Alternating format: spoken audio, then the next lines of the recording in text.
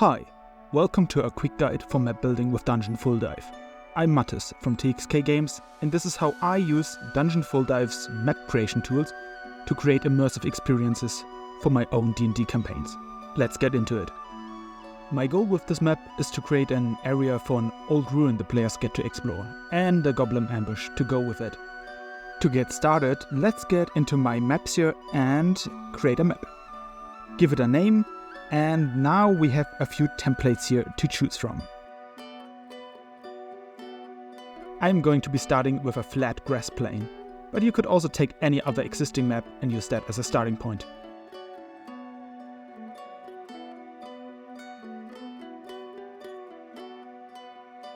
To get started on Terrain, I first go into map editing up here, and then into the Terrain section. I imagine the ruins alongside a pass and some highlands, so let's add some hills first. I'm going to be using this textured brush in order to create some quick hills which serve as our base.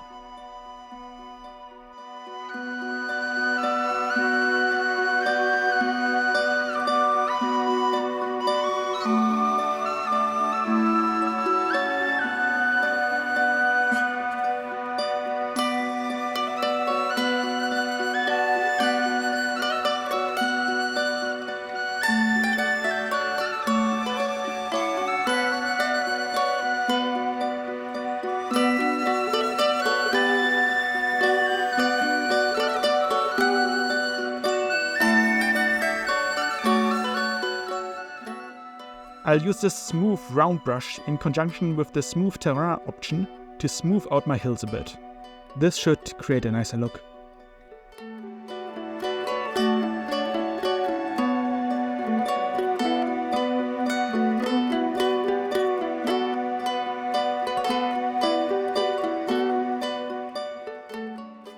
I don't want my players to fight on too uneven a ground, so I'm using the set height function to flatten my terrain and create clear distinctions in height, which allow for more readable battlefield.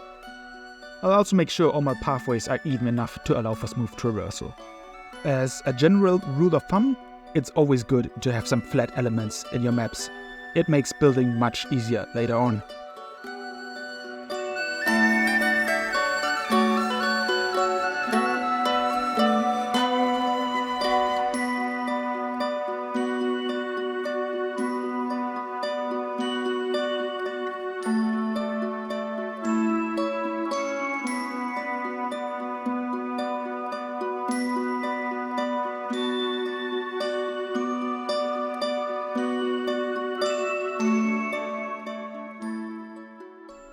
Once I'm happy with my terrain, and don't worry, we can always change things later, I'm going to hit the Terrain Auto Textures button to get some more accurate textures.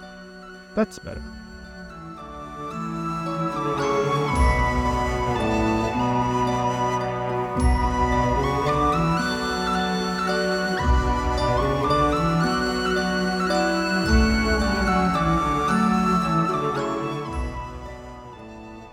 In order to create lakes and rivers, I simply lower the terrain below the sea level.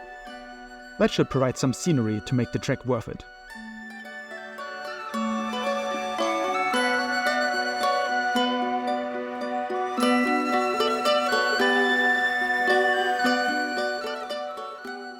I'll also auto-generate terrain again to get these blended in.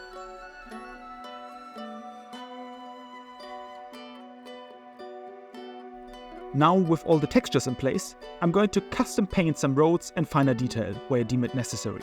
Be careful though, any future auto-generation of textures will get rid of your custom painted detail, so best to leave the paint job till the end.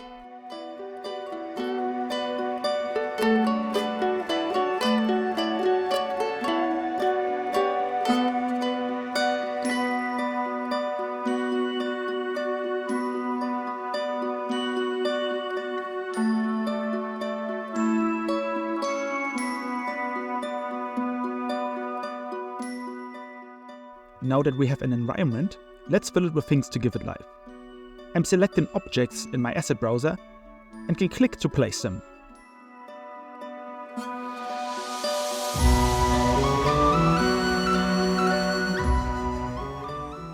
With the Q and E buttons, I can rotate them at will,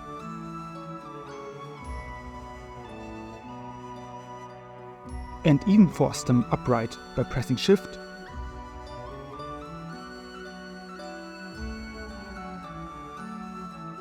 or setting the height to a specific value by pressing Ctrl. If you want to change the size of an object, simply place it, select it again, and change its size. I can now even duplicate it in order to more easily paint more versions of the object with the size I want to use. To build the ruins, I'm using some partially destroyed walls. I simply place some to get a feel for the construction. I don't have a clear plan here, but just go along as I go.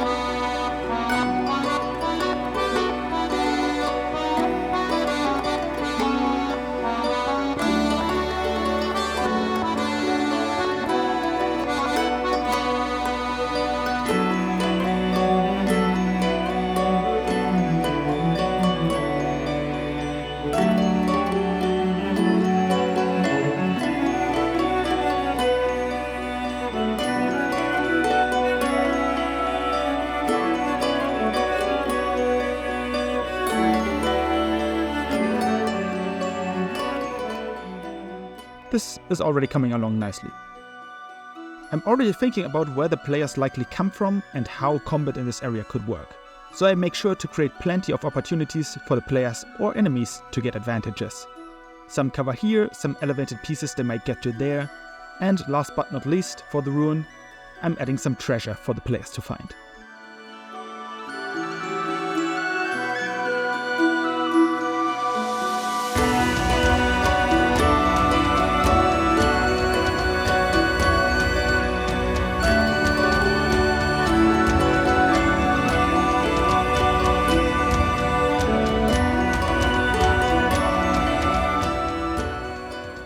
It's best to start building your map by focusing on its standout elements first, in our case the ruin. But now that we have it in place, let's add some more things to discover in order to really make this map shine. Maybe the goblins have a nearby camp the players can discover, or maybe there's a tavern at the end of the road for the players to get some rest. The possibilities are endless. I'm noticing that there isn't really much space for a goblin camp up here, so I'm adding some more terrain in this corner to make space for the camp. I make sure to not auto-generate textures again, and instead just hand paint a bit of grass and dirt in here.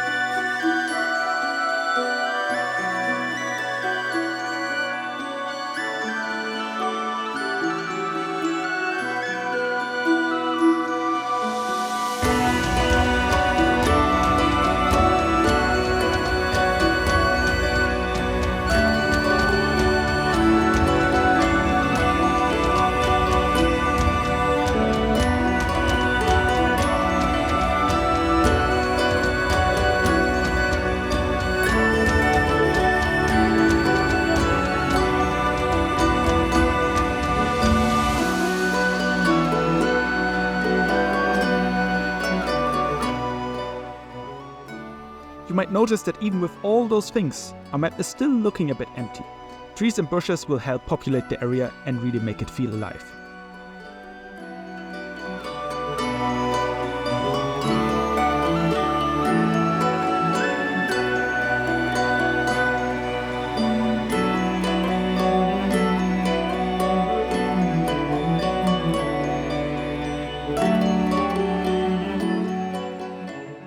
I'm planting a bunch of trees, making sure to keep the rotation and size different in order for them to not feel samey.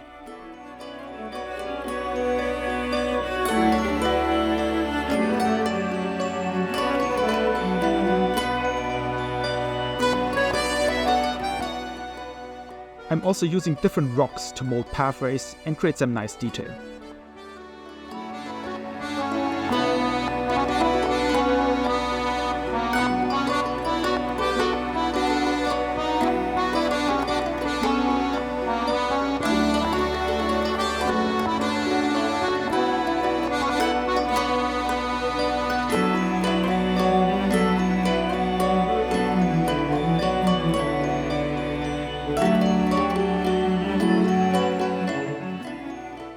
Maybe we can even add some foliage to the ruins. They are ancient after all.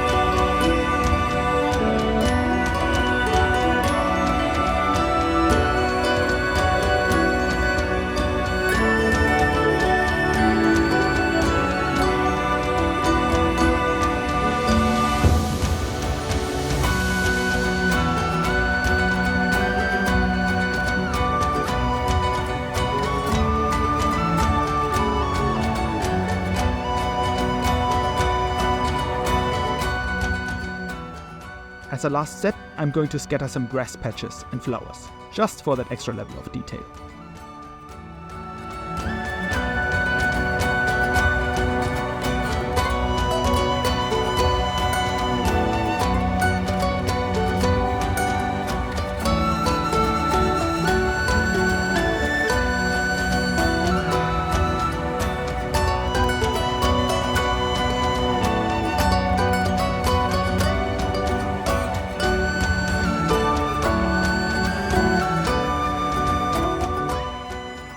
For this map, it isn't hugely important, but designing the inside of homes can make all the difference.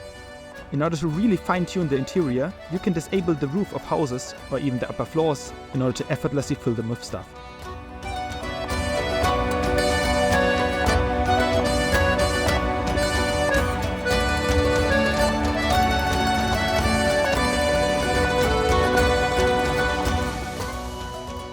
To quickly get an already furnished house, however, you can always just use the houses with the fill tag right here. These come with everything you expect already inside. Handy. Now for the fun part. Spreading all the enemies that so graciously offer themselves up to become XP points in the near future. From the miniature tab, same as with the assets, you can select minis and place them into the world. As usual, you can rotate them as well. By selecting them and opening the character sheet, you can fine-tune their stats. Maybe this goblin right here is their chief. So I'm going to open up their character sheet, change their name, and give them a bit more strength and HP. This should make them a bit stronger and act as a priority target for our players. I'm also going to take this opportunity to rename all the other goblins and give them generic names. This will make planning combat later on much easier.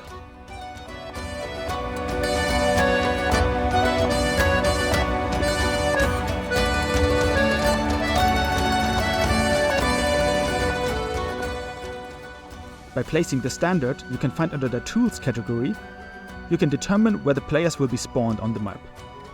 I'm going to place it right here in the space camp. You can also grab fog of war boxes here, or particle effects. I'm going to use one of them to light the bonfire in the middle of these ruins.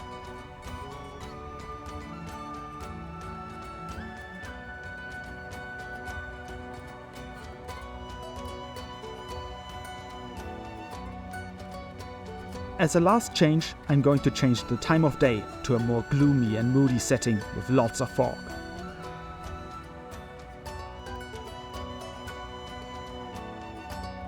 Just look at what difference this change makes. I'm going to miss the sun, but this weather is sure to keep my players in suspense. We can also always check how the map is looking from the player's perspective by simply entering full dive mode. Moving around like this gets you a much better grasp at how this map will feel when being played. To save the map, simply go to your map building and press the save button. Give your map a fitting name and a small description if you like, and either overwrite a map or press the plus button to save it as a new one. In order for other players to find it online though, we need to publish the map. In order to do that, we visit the map in the map building category of the main menu.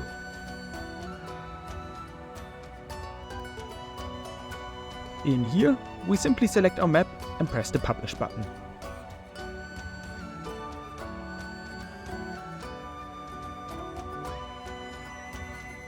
That's it. Now this map is ready to be explored by my players. I hope to have shown you a glimpse into what's possible with the tools provided by Dungeon Full Dive. For more info, head to our Discord or follow our socials to get the latest updates. Happy map building!